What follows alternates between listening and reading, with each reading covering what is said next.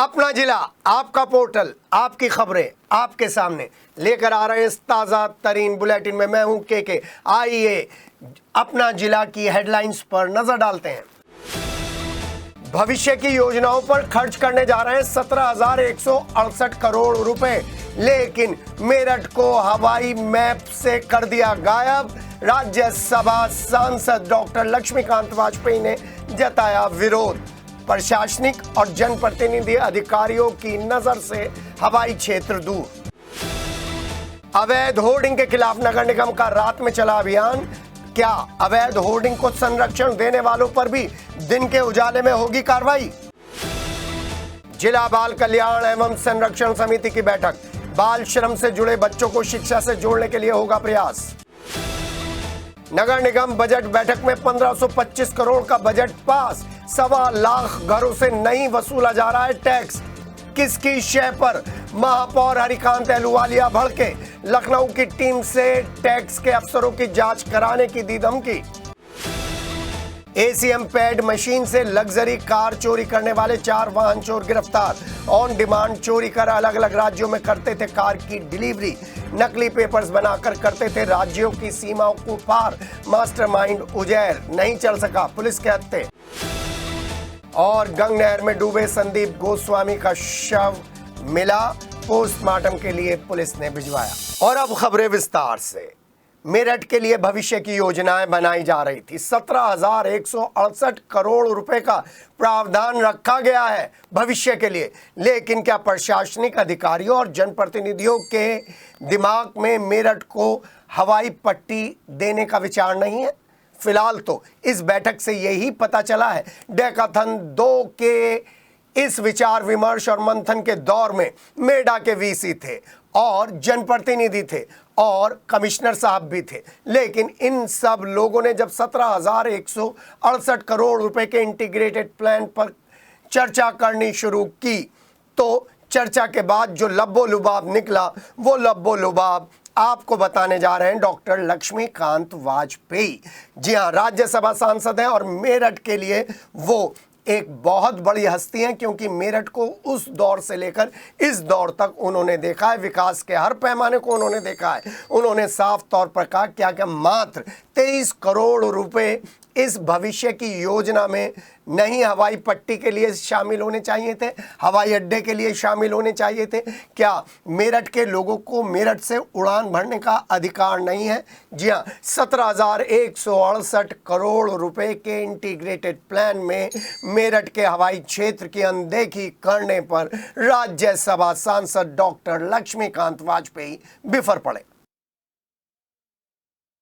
भविष्य की योजनाओं पर खर्च होने वाला अमाउंट है 17,168 करोड़ रुपए और प्रयागराज की तर्ज पर मेरठ को इंटीग्रेटेड टाउनशिप के जरिए डेवलप करने का प्लान है।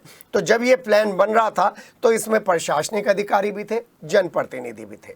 प्रशासनिक अधिकारियों में कमिश्नर थे और मेडा के वीसी थे, डीएम मेरठ थे। सांसदों में अरुण गोविल थे और बागपत के सांसद राजकुमार सांगवान भी थे। और फिर ऊर्जा राज्य मंत्री डॉक्टर सोमेंद्र तोमर के अलावा विधायकों की पूरी फौज थी। लेकिन 17,168 करोड़ के जरिए मेरठ की तस्वीर कैसे बदली जाएगी, इस तस्वीर को लेकर जब विचार विमर्श शुरू हुआ तो हर तरफ से आइडिया आए। उधर 17,168 करोड़ रुपए प्रशासनिक अधिकारी और जनप्रतिनिधि 2047 तक कहां पर खर्च करेंगे, ये हम आपको बता दें, क्योंकि इस प्लान को लेकर भविष्य का प्लान किया जा रहा है। प्रयागराज की तर्ज पर डेकाथन 2 में इंटीग्रेटेड टाउनशिप की बात की गई है।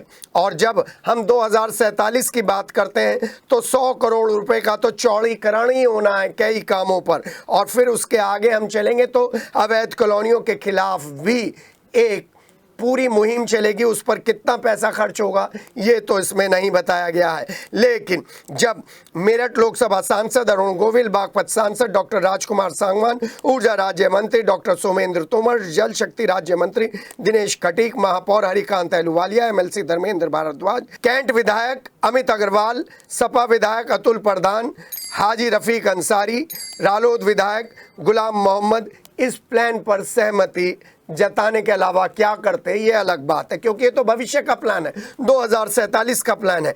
कमिश्नर ऋषिकेश भास्कर यशोद ने मेरठ विकास प्राधिकरण के वीसी अभिषेक पांडे और उनकी टीम ने इस इंटीग्रेटेड डेवलपमेंट प्लान को तैयार किया है। मेरठ में new township, multi modal logistic park, sewerage system, जल निकासी का सिस्टम, लालकुर्ती बाजार का स्थानांतरण, बच्चा पार्क से जलीकोटी तक एलिवेटेड रोड जैसे तमाम कार्य 2047 तक के डेवलपमेंट के काम में शामिल किए गए हैं।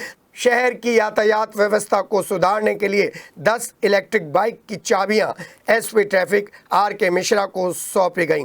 हैकाथॉन में commissioner Rishikesh Bhaskar, DM doctor VK. Singh, MEDA VC Abhishek Pandey, SSP doctor Vipin Tada, नगरायुक्त सौरभ गंगवार, सीडीओ नूपुर गोयल, डीएफओ राजेश कुमार शामिल थे। और चलिए अवैध होर्डिंग के खिलाफ जो अभियान नगर निगम चला रहा है उसके बारे में बात कर लें।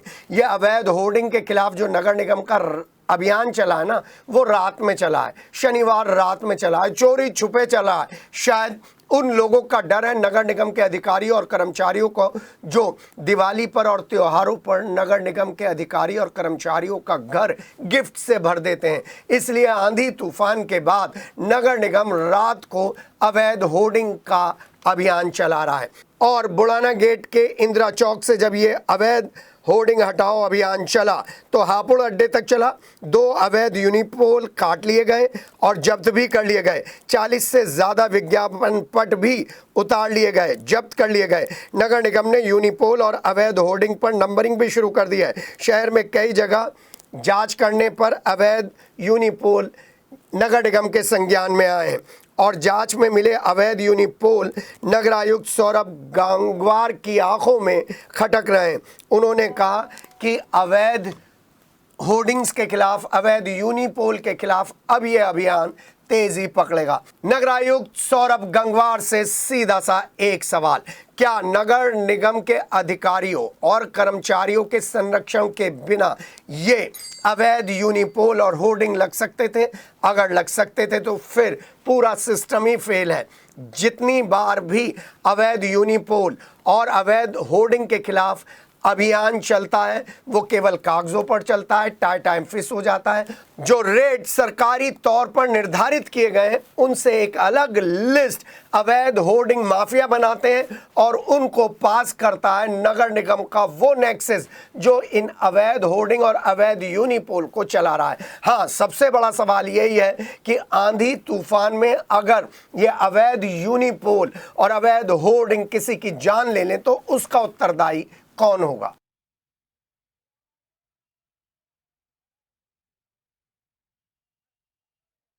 जिला बाल कल्याण एवं संरक्षण समिति की एक महत्वपूर्ण बैठक हुई जिसमें कई महत्वपूर्ण फैसले लिए गए। बाल श्रम से जुड़े बच्चों को शिक्षा से जोड़ने का संकल्प लिया गया और सभी अधिकारियों को जरूरी दिशा निर्देश दिए गए।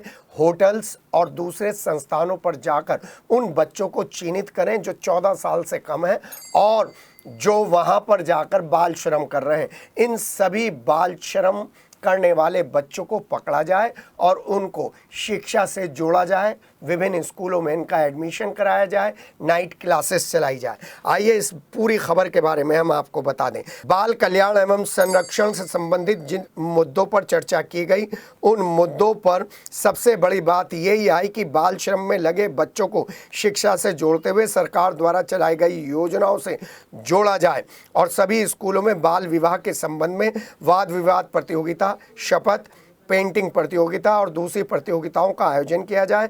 जिला बेसिक शिक्षा अधिकारी और जिला विद्यालय निरीक्षक को इस बारे में महत्वपूर्ण निर्देश दिए गए। वहीं पर हॉस्टल्स में रहने वाले बच्चों की शिक्षा, चिकित्सा और देखभाल पर गहनता से ध्यान देने के लिए भी निर्देश दिए गए। बैठक में अपर जिलाधिकारी नगर, मुख्य चिकित्सा अधिकारी, जिला प्रोबेशन अधिकारी, जिला बेसिक शिक्षा अधिकारी, श्रम प्रवर्तन अधिकारी, जिला कार्यक्रम अधिकारी, संरक्षण अधिकारी और समस्त संस्था के अधीक्षकों द्वारा हिस्सेदारी ली गई। आपको बता दें इस बैठक की अध्यक्षता नूपुर गोयल सीडीओ मेरठ ने की। चलिए 1525 करोड़ रुपए का बजट पास हो गया। इस पर सबसे बड़ी नज़र होनी चाहिए थी। लेकिन करोड़ों करोड़ों रुपए के बजट से तो विकास हो जाएगा, लेकिन ये करोड़ों रुपया आएगा कहाँ से? इस पर महापौर हरिकांत अहलूवालिया का एक अंदाज इस बजट बैठक में देखने को मिला। उन्होंने हाउस टैक्स अफसरों के ऊपर दनादन सवालों की बौछार कर दी और भड़क उठे और बेहद तल्ख अंदाज में उन्होंने अपने अपने सवाल पूछे। 2.5 लाख घरों से हाउस टैक्स की वसूली होनी थी, लेकिन 1.25 लाख घरों से वसूली ही नहीं की गई। टैक्स के अधिकारी वहां गए नहीं, किसके निर्देश पर नहीं गए? उन्होंने सीधा सा सवाल पूछा टैक्स के अधिकारियों से। नगरायुक्त भी भौचक्के रह गए, क्योंकि अमूमन देखा गया है कि महापौर सभी अधिकारियों को बचाने वाले पोजीशन में रहते हैं, लेकिन इस बार बजट बैठक में महापौर के ये तेवर टैक्स अधिकारियों को और नगर निगम के अधिकारियों को अंदर तक दहला गए। उन्होंने पूछा 1.25 लाख घरों की वसूली का लक्ष्य रखा गया था, वो क्यों नहीं हुई, क्यों छोड़ी गई? इन 1.25 लाख घरों से वसूली क्या मैं लखनऊ से जांच नहीं कराऊं? वहीं बजट बोर्ड बैठक में हाई कोर्ट में नगर निगम के अधिवक्ता पंकज श्रीवास्तव को हटाने की मांग भी पार्षदों ने कर डाली। उन्होंने कहा कि नगर निगम पर जुर्माना लग रहा है और हर केस में हार का सामना करना पड़ रहा है। ऐसे में प्रवक्ता क्या कर रहे हैं? बीवीजी कंपनी के यूजर चार्ज की कम वसूली का मामला भी इस बैठक में उठा। नगरायुक्त सौरभ गंगवार ने पार्षदों की बातें सुनी और जल्दी समस्याओं के समाधान का भरोसा दिया। वहीं हम आपको बता दें, अब 21 तारीख को जो बैठक होगी वो हंगामेदार बैठक होने जा रही है। 1500 साढ़े 1500 करोड़ का बजट पास हुआ है। इसमें मेरठ महानगर के सभी डेवलपमेंट और विकास होंगे। महानगर की सड़कें बनेगी, महानगर की लाइटिंग व्यवस्था ठीक होगी, जहाँ पर अंधेरा रहता है वहाँ पर लाइटें लगेंगी, महानगर का ड्रेनेज सिस्टम ठीक होगा, नालियाँ बहुत इसमें अच्छी संख्या में बनेंगे और उसके अलावा मेरठ महानगर की जो हेल्थ की व्यवस्था है उसमें भी बराबर सुधार होगा। बड़ी बड़ी मशीनें आएंगी, तो ये सब मेरठ महानगर के डेवलपमेंट और विकास के लिए है और इसका ये बजट एक बहुत अच्छा संदेश है। नई टेक्नोलॉजी की मशीन एसीएम पैड से लग्जरी कार की चोरी कर अलग अलग राज्यों में ऑन डिमांड डिलीवरी करने वाले 4 शातिर वाहन चोरों को नौचंदी थाना पुलिस और सिटी स्वाट टीम ने गिरफ्तार कर लिया है। शातिर वाहन चोर एनसीआर क्षेत्र में महंगी गाड़ियों की रेकी करते थे। मौका देखकर गाड़ी का शीशा तोड़ते थे और उसके बाद गाड़ी के नीचे दिए गए सॉकेट में एसीएम पैड मशीन से गाड़ी की रीप्रोग्रामिंग कर लॉक खोलकर स्टार्ट करते थे और फिर आसानी से गाड़ी लेकर रफू चक्कर हो जाते थे। गिरोह के एक सदस्य का काम गाड़ी के नकली पेपर्स बनाने का होता था और इन नकली पेपर्स के आधार पर राज्यों की सीमा को पार करते हुए कम दामों में ये इस कार की डिलीवरी कर देते थे। इन लोगों का नेटवर्क वेस्ट बंगाल, पंजाब, झारखंड समेत कई राज्यों में फैला है। शुक्रवार देर रात शंभुदास गेट पर चेकिंग के दौरान वाहन चोर बिलाल उर्फ मंकी, इश्तियाक उर्फ सुक्का, तुषार उर्फ दीपू और दीपू की पुलिस के साथ मुठभेड़ हो गई थी और ये चारों वाहन चोर पकड़े गए थे। इनके पास से Fortuner, Thar, Innova, Crysta, Brezza और बुलेनो कार बरामद की गई है। तमंचा, कारतूस और गाड़ी का लॉक खोलने वाला जो औजार है वो भी बरामद किया है। एसपी सिटी ने प्रेस कॉन्फ्रेंस कर इस मामले की जानकारी दी। देर रात्रि थाना नौचंदी पुलिस और शहर की स्वाट टीम द्वारा ये शंभुदास के पास चेकिंग की जा रही थी। चेकिंग के दौरान पास में वहाँ पे 100 मीटर की दूरी पर कुछ लोग गाड़ी के पास खड़े थे और जैसे पुलिस द्वारा वहाँ पे जाने का प्रयास किया गया, पूछताछ करने की कोशिश की गई तो उनके द्वारा एक पुलिस पर फायरिंग की गई है और जब पुलिस द्वारा चेतावनी दी गई तो उनमें से कुछ लोग वहाँ से फरार हो गए और वहाँ से हम लोग 4 लोगों को गिरफ्तार किया गया, जिसमें से 3 लोग एक गाड़ी में बैठे थे, एक व्यक्ति दूसरी गाड़ी में बैठा हुआ था। जब इनसे पूछताछ की गई है तो ये पता चला कि ये पूरा ही गिरोह एक कार चोर का गिरोह है और ये लोग कल देर रात्रि जो इनके पास से गाड़ियाँ हमें बरामद हुई हैं, करीब 6 गाड़ियाँ हमें इनके पास से बरामद हुई हैं, वो इसे ठिकाने लगाने के प्रयास में थे। ये लोग यहाँ से इसको ये सिलीगुड़ी ले जाने के उसमें थे, प्रयास में थे। इसमें से हमने 4 लोगों को जो गिरफ़्तार किया उनके नाम बिलाल उर्फ मंकी है, इश्तियाक उर्फ सुक्का, तुषार उर्फ दीपू, जफ़र पुत्र चांद है। जो बिलाल उर्फ मंकी ये पुराना अपराधी है, पहले भी चोरी के इसमें मामलों में जेल जा चुका है। इसके ऊपर फ़िलहाल अभी हमें 2 मुकदमे मिले हैं, लेकिन अभी इसके बारे में और जानकारी की जा रही है। इश्तियाक उर्फ सुक्का दिल्ली से भी जेल में जा चुका है। इसके ऊपर जो इसने कबूला, इसने 2 बार दिल्ली से भी जेल गया है। फिलहाल इसके ऊपर 2 मुकदमे अभी हमें प्रकाश में आए, इसके और भी जानकारी की जा रही है, इसके ऊपर और भी मुकदमे हो सकते हैं। जो तुषार उर्फ दीपू ये गाड़ी में बैठा हुआ मिला था हमें, इसके बारे में जानकारी की जा रही है कि इसका क्या लिंक है इस पूरे मामले से। और इसमें टोटल जो हमने बताया, बिलाल, इश्तियाक, तुषार, जफ़र, ये भी चोर है, जफ़र साथ में इनके था, नेटवर्क था। पूछताछ के दौरान इन्होंने बताया कि ये लोग दिल्ली से और नोएडा से जो लग्जरी गाड़ी होती थी वो ये चिन्हित किया करते थे, रेकी किया करते थे। रेकी करने के बाद जब ये गाड़ी कहीं सुनसान जगह पे या पार्किंग जहाँ पे होती थी, सेफ़ जब इन्हें लगता था, वहाँ पे जाते थे लोग शीशा तोड़कर। उसके बाद इनके पास से एक डिवाइस मिली है हमें, पैड, जो आप देख सकते हैं इधर। ये पैड गाड़ी के नीचे एक सॉकेट है, ACM सॉकेट बोलते हैं उसको, उसमें ये लोग लगाते थे। लगाने के बाद इस पूरी गाड़ी की रीप्रोग्रामिंग की जाती थी। रीप्रोग्रामिंग के बाद जो गाड़ी होते थे उसका लॉक खुल जाता था। खुलने के बाद ये लोग गाड़ियों को लेकर कहीं ठंडी करने के लिए लेके जाते थे। यूजुअली वो जगह मेरठ या आसपास के देहात का जो क्षेत्र होता था, गांव का क्षेत्र, वहाँ पे रखते थे। ठंडी करने के बाद ये लोग वहाँ पे नंबर प्लेट चेंज किया करते थे। जो गाड़ी के डॉक्यूमेंट्स जो चोरी करता था वही इन्हें डॉक्यूमेंट्स प्रोवाइड करता था। उसके बाद ये लोग इसको डिलीवरी करने के लिए जो भी इनके जहाँ डिलीवर करना होता है, जैसे इन्होंने अभी पूछताछ के दौरान बताया कि कई बार इन्होंने सिलीगुड़ी में डिलीवर किया, कलकत्ता में डिलीवर किया है, रांची में डिलीवर किया गाड़ी। इसके अलावा पंजाब में भी इन्होंने डिलीवरी दी है। तो ये लोग वहाँ पे गाड़ियाँ जाके डिलीवर कर दिया करते थे। पर डिलीवरी जो ड्राइवर होता था उसको 30 से 35,000 रुपये यूजुअली मिला करते थे। जो चोरी करता था उसका अलग रेट होता था, जो खरीदार था उसका अलग रेट हुआ करता था, बिचौलिया थे उनके अलग अलग रेट हुआ करते थे। इन सभी लोगों के बारे में और जानकारी की जा रही है। फ़िलहाल जो 5 लोग वांछित हैं उनके नाम फरमान पुत्र मेहरबान, उजैर पुत्र दिलशाद, शिवनाथ उर्फ सोनू, वसीम उर्फ गुड्डू, राशिद उर्फ काला है। इसमें जो उजैर है ये इनका मेन अभी मास्टरमाइंड है, जो इस घटनाक्रम में इन्वॉल्व है, जिसने पूरा ये इनको दिया था कि चोरी करने के लिए और गाड़ी कैसे इनको कहाँ डिलीवर करनी है। कुछ नाम और प्रकाश में आए हैं जो लोग ख़रीदारी करते थे, जैसे कुछ लोग, एक विनय मित्तल करके हैं, एक बप्पा गोस्वामी है, 1-2 नाम और हैं जो हमें प्रकाश में आए हैं नाम इनके। उनके बारे में जानकारी की जा रही है कि ये लोग कहाँ कैसे खरीदते थे, कौन सा नेटवर्क यूज़ करते थे। चलिए, आपको ब्रह्मपुरी थाना क्षेत्र की उस खबर के बारे में अपडेट दे रहे हैं जिस खबर को सुनकर एक बार फिर हर कोई अंदर से दहल गया। शराब पीने का आदी पति अपनी पत्नी को गला घोंट देता है अपनी 2 बच्चियों के सामने। छोटी सी अबोध बच्चियां सहम जाती हैं, डर जाती हैं और उन्हें धमकी दी जाती है कि अगर तुमने मुंह खोला तो तुम्हारा भी यही हर्ष किया जाएगा। और ये कातिल पति गला घोंटने के बाद अपनी पत्नी सोनाली के पास 1.5-2 घंटे तक बैठा रहा। शराब का नशा उतरा तो फिर 112 पर उसने कॉल की और कॉल करने के बाद पुलिस को बुलाया और फिर पुलिस ने ब्रह्मपुरी थाना पुलिस को इन्फॉर्म किया और उसके बाद ये कातिल पति, जिसका नाम मोहित शर्मा है, उसे गिरफ्तार कर लिया गया। मोहित शर्मा की शादी साहिबाबाद की रहने वाली सलोनी से 9 साल पहले हुई थी और झगड़े की वजह सिर्फ ये थी कि मोहित रोज शराब पीकर आता था और सलोनी रोकती थी। मोहित टैक्सी चलाता था। अब इस घटनाक्रम के बाद 2 बच्ची अनाथ हो गई हैं। बस उसने लड़के ने अपनी बीवी को मार दिया। ये आए थे जून में, 1 साल हो जाएगा।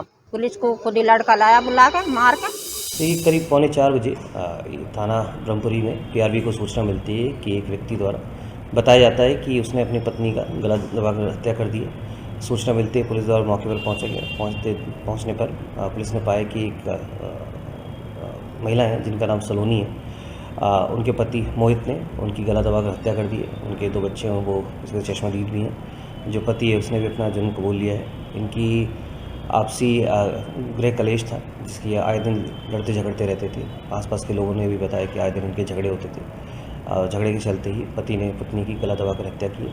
जो शव है उसे पंचनामा कराकर पोस्टमार्टम के लिए भेज दिया गया है। जो अभियुक्त है मोहित, पुलिस ने गिरफ्तार कर लिया गया है। इसमें सुसंगत धाराओं में मुकदमा पंजीकृत किया गया तथा आवश्यक कार्रवाई की जा रही है। मवाना तहसील सभागार में शनिवार को समाधान दिवस आयोजित किया गया, जिसमें DM doctor VK Singh, SSP doctor Vipin ताड़ा ने फरियादियों की समस्याएं सुनी और बड़ी संख्या में लोग अपनी समस्याएं लेकर आए थे। एक छात्रा ने अपने टीचर के खिलाफ शिकायत की तो दूसरी ओर मवाना नगर के व्यापारियों ने DM को साप्ताहिक पैठ में जो अनियमितताएं हो रही हैं उसको लेकर एक ज्ञापन सौंपा। रामराज हाउसिंग सोसाइटी का मामला भी DM और SSP के सामने उठा। डीएम ने एसडीएम दीपक माथुर को कार्रवाई करने के निर्देश दिए। राजद नेता राजेंद्र प्रसाद ने नगर पालिका द्वारा लाइब्रेरी बनवाए जाने, स्वतंत्रता सेनानी विष्णु शरण दुबलिश की पुलिस चौकी के पास मूर्ति लगवाए जाने, सैफपुर फिरोजपुर गांव में भाजपा नेताओं द्वारा कब्जाई गई जमीन को कब्जा मुक्त कराने की मांग रखी। और मैं नागौरी गांव से रहने वाली हूँ और मैं Springdales public school girls wing में क्लास 10th में पढ़ती हूँ। और जो मेरी क्लास टीचर है मिसेस विनीता चौधरी, वो मुझे हद से ज़्यादा टॉर्चर कर रही हैं, इतना टॉर्चर कर रही हैं बहुत ज़्यादा, जिसकी वजह से मेरे को बहुत ज़्यादा परेशानी हो रही है। मुझे सांस लेने में बहुत दिक्कत होती है, मुझे इन्हेलर नहीं लेने देती, रोऊँ तो रोने नहीं देती। दूसरा, बच्चों से पूछेंगी खड़ा करके कि इसके साथ क्या करा जाए, अगर तुम बोलोगे तो बिठा दूंगी, अगर तुम बोलोगे तो खड़ा रखूंगी।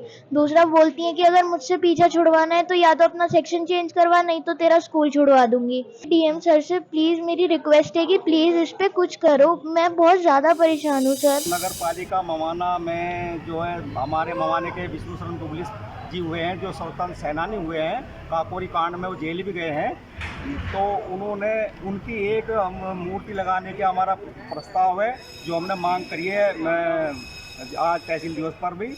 और पुलिस चौकी जो मेरठ वाली जो पुलिस चौकी है वहाँ जो फुआरा है उसके पास।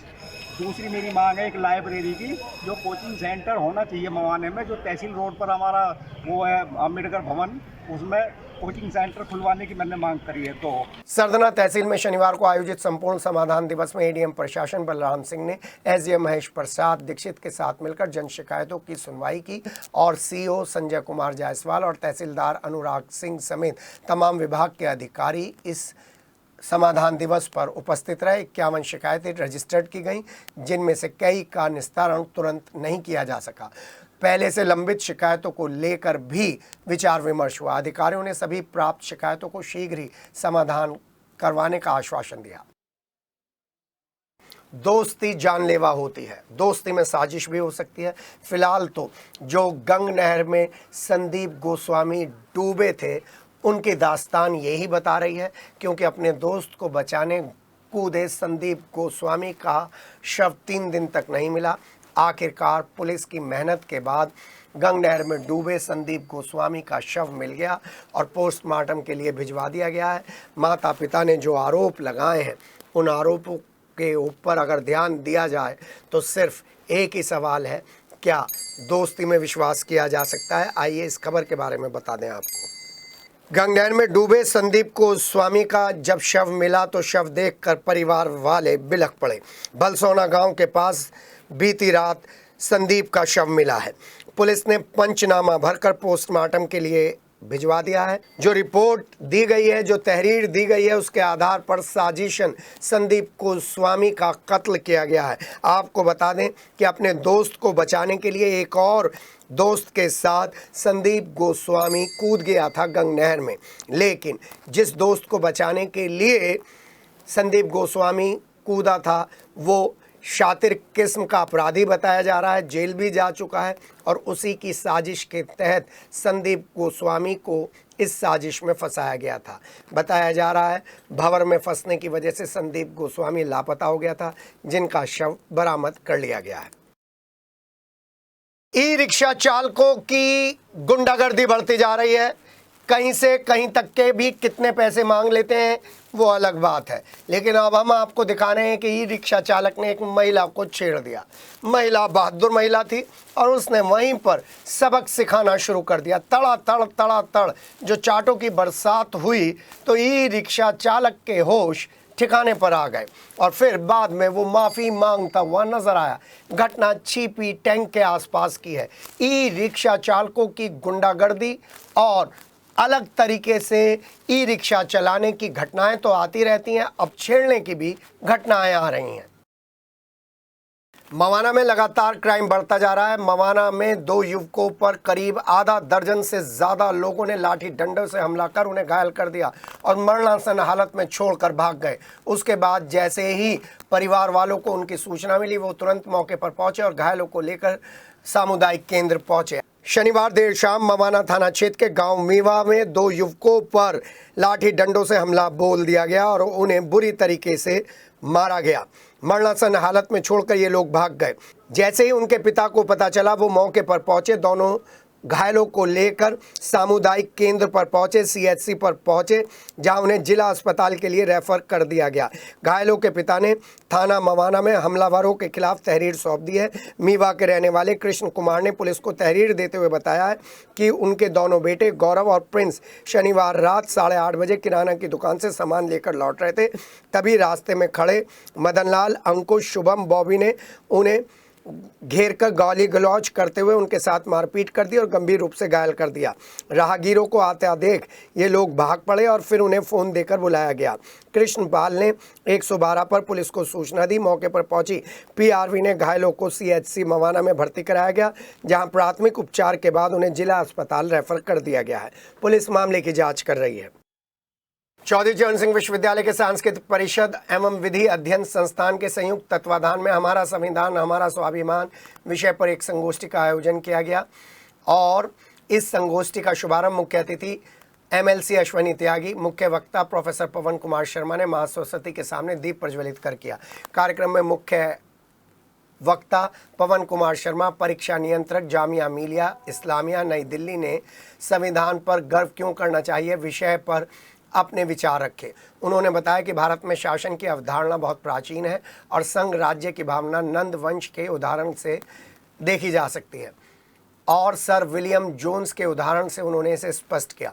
भारतीय विधि प्रणाली अत्यंत सुसंगत और समृद्ध रही है, जिसके कारण विदेशी विद्वान भी इसकी तरफ आकर्षित हुए हैं। भारतीय न्याय दर्शन, योग दर्शन, श्रीमद् भागवत गीता, मीमांसा, मानव धर्म शास्त्र आदि को पढ़ने और समझने की इस समय आवश्यकता है। मवाना के मदर्स इंटरनेशनल पब्लिक स्कूल में समाज के अलग अलग तबकों से लोग पहुंचे। स्वागत स्कूल की छात्राओं ने गीत प्रस्तुत कर किया। सभी भाव विभोर हो गए। Major general K Eswaran, Shivjeet Raghav, brigadier doctor RS. Bhatia, colonel S. Chopra, Kamal Sethi, Ajay Kakkar, doctor Pramod Kumar, Devendra Kaur सहित सभी ने बच्चों के उज्जवल भविष्य की कामना की और उन्हें आगे बढ़ने की प्रेरणा दी। बच्चों ने अपने कैरियर में किस तरीके से मुसीबतों का सामना किया जाए इस विषय पर सवाल पूछे, तो इन्हीं सब लोगों ने टिप्स दिए। विद्यालय के प्रबंधक सरबजीत गुम्मन ने सभी को बताया कि इस विद्यालय का उद्देश्य किस तरीके से ग्रामीण बच्चों को आगे बढ़ाना है। शनिवार से इस्माइल महिला पीजी कॉलेज में बीएड विभाग के द्वितीय वर्ष की छात्राओं के लिए 5 दिवसीय स्काउट और गाइड शिविर का शुभारंभ हो गया। उद्घाटन कॉलेज की IQAC समन्वयक डॉक्टर दीप्ति कौशिक ने किया और स्काउट और गाइड के महत्व पर प्रकाश डालते हुए छात्रों को अनुशासन, सेवा और समर्पण जैसे गुणों के बारे में बताया और प्रेरित किया। बीएड विभाग प्रभारी डॉक्टर वंदना भारद्वाज ने शिविर की रूपरेखा और आगामी 5 दिनों की गतिविधियों के बारे में जानकारी दी।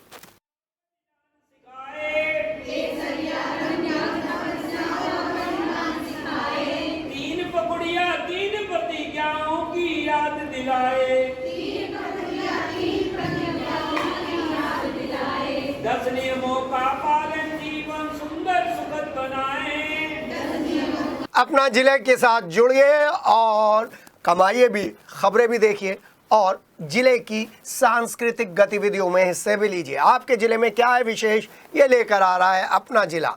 अपना जिला से जुड़ने के लिए धन्यवाद। मिलते हैं अगले बुलेटिन में। नमस्कार।